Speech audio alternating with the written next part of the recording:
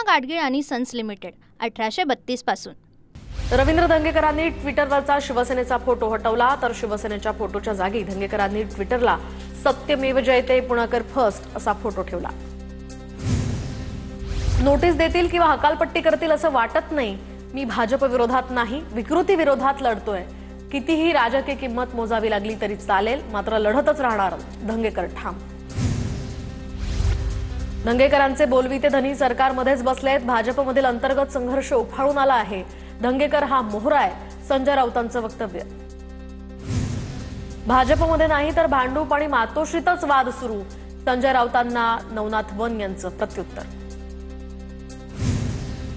मंत्री प्रताप सरनाईक यांनी शरद पवारांची भेट घेतली, दिवाळीची सदिच्छा भेट घेतली। दरवर्षी भेटतो, याही वर्षी आलो, सरनाईकांची प्रतिक्रिया।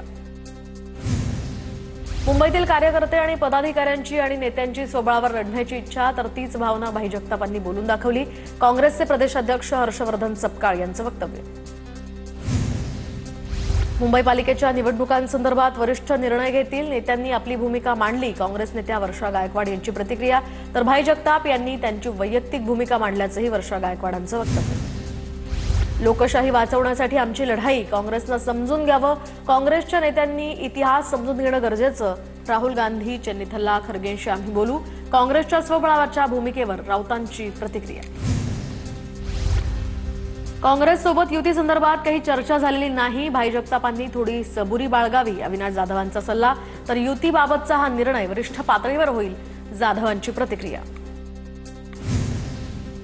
फडणवीसांना शिंदे आणि दादांचा पक्ष फोडायचा आहे, संजय राऊतांचा गंभीर आरोप। तर अलीकडच्याच काळात भाजपमध्ये अंतर्गत वाद उफाळून आले असून भाजपात मोठ्या घडामोडी घडण्याची शक्यता, राऊतांचा मोठा दावा। ठाकरे बंधूंची यंदाची भाऊबीज ही शिवतीर्थवर, आदित्य ठाकरे आणि तेजस ठाकरे बहीण उर्वशी सोबत भाऊबीज साजरी करणार।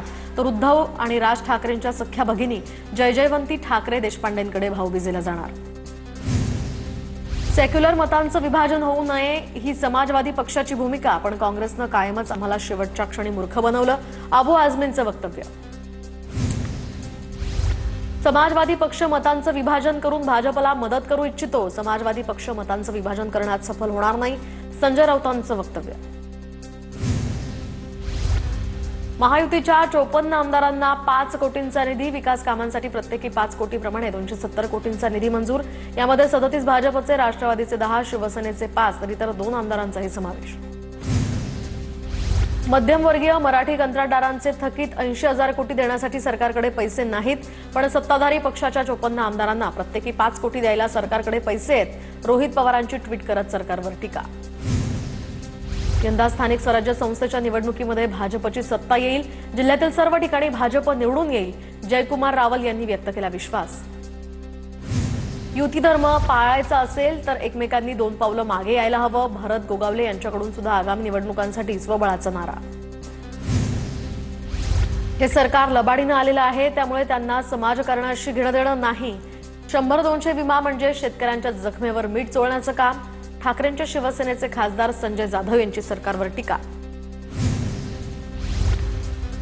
तर चित्रा वाघ आणि प्रसाद लाड यांची एकत्र भाऊबीज साजरी, चित्रा वाघ यांनी प्रसाद लाड यांना ओवाळून साजरी केली भाऊबीज।